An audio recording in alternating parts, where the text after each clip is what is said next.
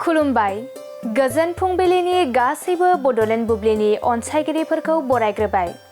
दिनै 8 मे बुधबारनि फानजामुथिखौ फरायथिनो लादों आं उदांस्रि मुसाहारिया। फानजामुथिनि गिबियाव दं मेष राशि। बेफार फालांगियाव मुलाम्फा गोनां जागोन। रांखावरि आरजिना लानो हागोन। मोजां सान। बृष राशि। हास्थायना थानायखौ मोनफुङि जानायाव गोसोआ बोरनो हागौ। बरादा जोबोरैनो गाज्रि जागोन। मिथुन राशि। रांखावरिफोरा बांगोन। गोजौ फारसे जौगानो हागोन। मोजां सान। कर्कट राशि। नखरनि जेंनाफोरा जोबस्रांनो हागौ। बिफानि सुखुआ फैगोन। मोजां सान। सिंह राशि।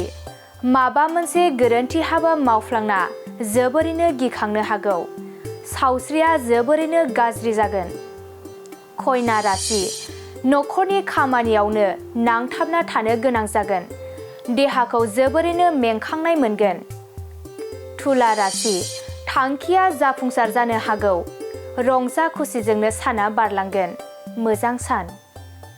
वृश्चिक राशि। धोन दौलत आरजिनो हागोन। मावनो लानाय खामानिफोरखौ मावफुंनो हागोन। मोजां सान। धनु राशि। मावनो लानाय खामानिया फेलें जानो हागौ। गोसोखौ गाज्रि मोनबाय थागोन। मकर राशि। देहायाव सानाय सुनाय सोमजिनो हागौ। असान्थियैनो साना बारलांगोन। गाज्रि सान। कुम्भ राशि। सुखु गोजोनै थानो हागोन।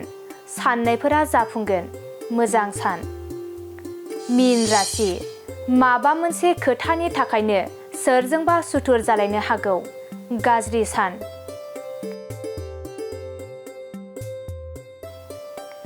दिनै सानसेनि राशि फरायथिनायाबो एसेनोसै। आसा खालामो नोंथांनि दिनैनि साना मोजाङै मोजां थांगोन। बेखौ बड'लेण्ड बुब्लि नखरनिफ्राय मिजिंथिबाय। गोजोन्थों। मोनसे गोजोनथाव खौरां। नोंथाङा नोंथांनि न'खौ समायना रमायना जोंख्लाब माख्लाब खालामनो गोसो दं नामा? थारैनो नोंथाङा नोंथांनि न'खौ समायना रमायना साजायनो गोसो दंब्ला नोंथांमोननि थाखाय बिजनेस बेन्स प्रडाक्ट्स कम्पानिया गोजोनथाव खौरां लानानै फैदों। गोदान बोसोर रंजालि बैसागु फोरबोजों लोब्बा लाखिनानै बेन्स प्रडाक्ट्स कम्पानिया नोंथांमोननि थाखाय अफार होनाय जादों। चिरां जिल्ला बेंटल गेट 27 राजा लामानि एबा सिबिथाय लामानि साखाथियाव नोंथांनि न'खौ समायना रमायना खालामनो गोसो जानाय रायजो राजाफोरनि थाखाय बिजनेस बेन्स प्रडाक्ट्सआ लानानै फैदों गोजोनथाव खौरां। पलिग्रेनाइट, WPC एबा PVC, wooden flooring, wallpaper, steel roofing, soffit ceiling बायदि गाबनि न' साजायग्रा खम बेसेनावनो नोंथांमोना बायनानै लांफैनो हागोन। बेनि अनगायैबो नोंथाङा गोबां बाथ्रा मिथिनो थाखाय नैबे 8474015053 जानबुं नम्बरनि गेजेरजों नोंथाङा फन खालामनानै मिथिनो हागोन।